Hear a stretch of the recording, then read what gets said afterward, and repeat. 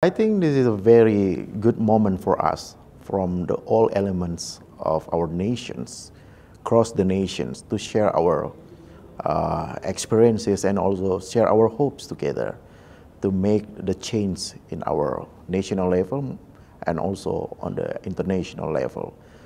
I have learned in these 2 days from the meetings that I learned so much from the other countries and all the other communities that we need to also to enrich ourselves or build more our capacity to also influence the other sectors, not only from the religious actors for us, for instance myself, but also to connect with the government, with the media, with the youth, indigenous people, and so on and so forth. So based on that, I will just follow it up in my country, in my service, also to expand our participation or contributions to conserve the rainforest that we have in Indonesia. We've been working on this issue, and through this learning together and exchange the experiences, we will also develop our programs. We learn about the communication, we learn about the technology here, we learn also how to reinterpret or just like to develop more the theological perspective on the natural resources, on the climate itself, and also how to make the green economy or the climate finance that for me, I myself, it's a new one for us to implement in our program.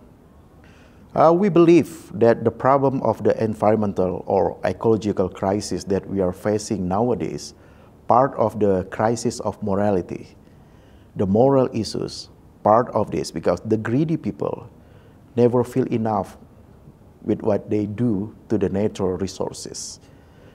This is why the strategic role of the religious people, especially from the religious actors, really matters.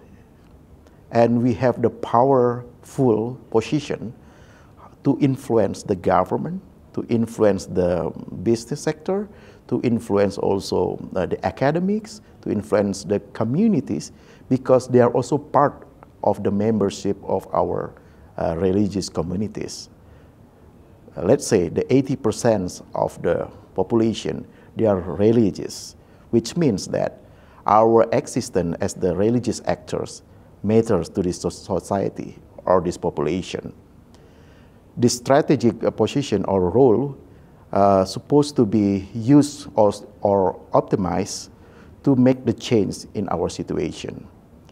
The problem by the greedy people exploit the natural resources. They do the deforestation to our forests, for instance. We can just make them enlightened with the moral voices or the prophetic voices by the religious actors to change their lifestyle, to change or transform their economic behaviors, to make it like in sustainability paradigm. And we can work together, not just to put them as our enemy or different entities, but we need the collaborations from the religious teaching, from the business sector, from the government who do or create the policies, and also from the intellectuals, youths, medias, and no one left behind for this. We are facing the situation where the geopolitical situation also happened to be our external challenge for this movement. For instance, the local level, they also think how to make their economic higher with the natural resources, for instance. We need to deal with this as the religious actors, how to convince them that they can also do the economic with the sustainable paradigm for the sustainability of the ecosystems. And some of the local or the provincial level already understand our position, our movement, and they also see that this is also part of their call their responsibility as the religious members, although they are also as the policy makers. So that's why in the some province, we see that they have already good deeds to change or to create the good policies for the conservation of the rainforest. But somehow, the national level, we have also to face the political dynamics based on the, supply chains, or from the international demand, from the other bilateral businesses, and something like that. So we need also to deal with that. That is also why we need also to do the advocacy on the national policymakers level, and also to convince the national and also the provincial that they work together with us as the partners, as their collaborator for the future of our generations, for the future of our countries. This is the homework that we need to also overcome day by day with the whole stakeholders that we have. The problem of the climate change will be worse. We know that this is not only the climate change, but also the climate crisis. When we try to just like deny the situation or ignore the deforestation, which means that also we let the crisis happen getting worse day by day.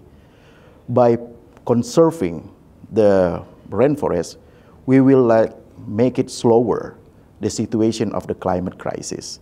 Or we can just also try to restore the situation of the climate also. Rainforest really matters for the climate because they create the oxygen. They create also life for the people and the other ecosystems that lives with the forest.